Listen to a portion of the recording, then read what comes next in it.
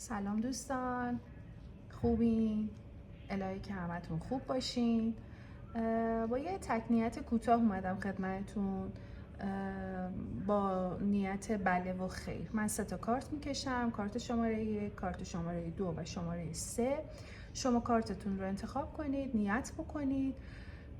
منم 3 کارت انتخاب میکنم، میذارم اینجا و بهتون میگم که خوبه یا نه.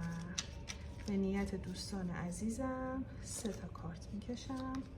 کارت شماره 1، کارت شماره 2 و کارت شماره 3. خب عزیزانی که روی کارت شماره 1 نیت کردن یه چند ثانیه وای میستم، بعد برمیگردونم که نیتتون رو بکنید. خب کارت شماره 1 رو برمیگردونم. واو، کینگ آف کاپس. بله، خیلی خیلی جوابش مثبته. اگر عشقیه که عاشقه، اگر کاریه که پرفکته و توی هر مسئله دیگه ای باشه جوابش اوکیه. کارت شماره 2، عزیزانی که روی کارت شماره 2 نیت کردن، کارت رو برمیگردونم. The Judgment.